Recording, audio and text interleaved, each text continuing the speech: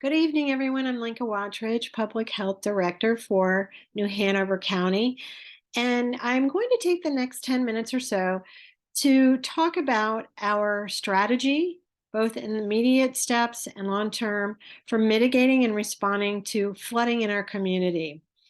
I will start with a brief overview. We'll talk about immediate action steps, then we'll move into long-term priorities, resources, how those will be managed, timeline, and then I'll leave you with some highlights.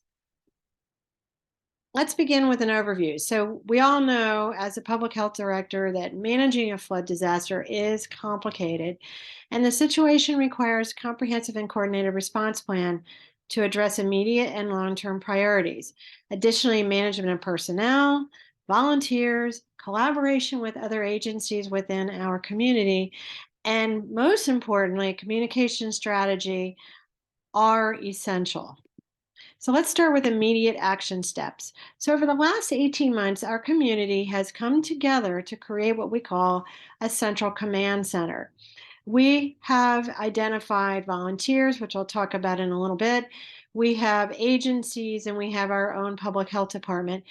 Each of us has very clear roles. We've involved our media, which includes our social media, our newspapers, television, all of those communication vehicles have been a part of this preparation.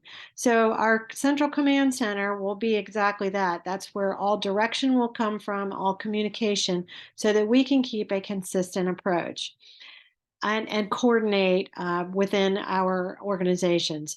We're going to focus on these 5 priorities for immediate action. So search and rescue is all about searching each and every home to make sure that we identify anyone who needs assistance and we get them the medical assistance that they need.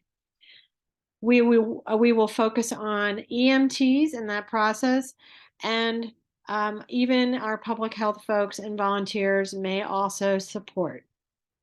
Communication plan, again, how will we reach those folks depends on multiple sources, including social media, newspapers, emergency response systems, and all of our vehicles for communicating will be used. Shelter and basic needs. So we will not only identify those homes that have been damaged, but whether they can be occupied. And we will have all of our emergency centers already pre-established. We have identified those prior to any kind of disaster. We have already stocked with water and food supplies to support our community for 48 hours. So we're in really good shape in preparation for those shelters. However, we need to continually communicate to our victims, those folks who are out there in the flood area, where those evacuation centers are and how to get there. So we need to provide that transportation. Public health and disease control, we will also be monitoring the water and to make sure that it is safe to use and to drink. We will have backup supplies, assuming that it will take some time to identify the safety of those water supplies. We will communicate clearly to our volunteers who can also help us relay consistent information to those who are most impacted. Mental health support will be immediate. We know that this can be extremely stressful to those who are impacted and as well as our community at large, even if they aren't directly impacted. We have already secured our volunteers who are behavioral counselors within the community who will come to support. They will come to our evacuation centers. They will come to safe areas where they can assist those who are directly impacted. We have trained our volunteers to also help with self-help strategies for those who are also experiencing a mental health challenge during these disaster. And we will provide ongoing support through our long-term priorities. And then finally, infrastructure, we will identify where we have debris, bridges, or other roads and infrastructure that impacts our communication, our power, and we will be working with all of those entities. They have been a part of our preparation for disaster and a part of our central command center. So we have some pretty solid steps in place already. We will also have backup supply generators in all of our shelters, and we will provide waste management and hygiene for our facilities. Long-term priorities. We will be looking at long-term shelter needs. So if and a home cannot be occupied and it's going to take some time, we will assist with preparing insurance forms for helping to apply for government subsidies. And we will be there to support folks with temporary housing. We've already identified families willing to take victims into their homes, and we also have long-term shelters to support folks who may need it. Food and water, we will continue to provide nutritious food and safe water through our partnerships with our local agencies, and we will also activate our state resources and federal resources as needed.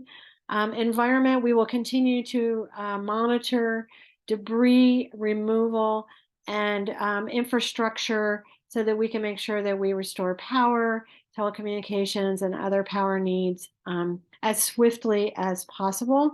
And again, we talked about mental health, but this is not something that's short term. This could last months and months or longer. We will initiate support groups and continue to offer counseling through our community centers and schools, as well as our shelters.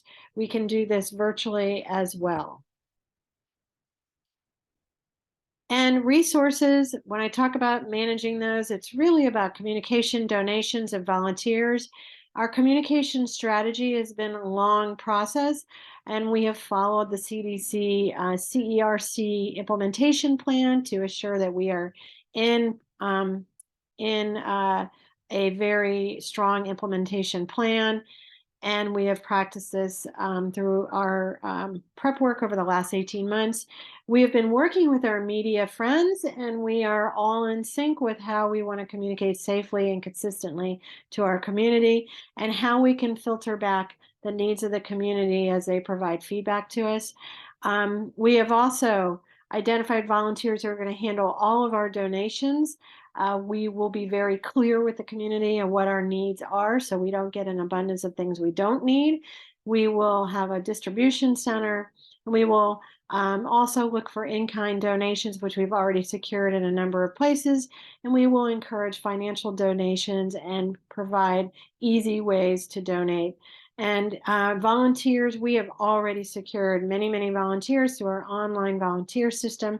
We've been able to match skill set, interest with roles that folks will take on during crisis.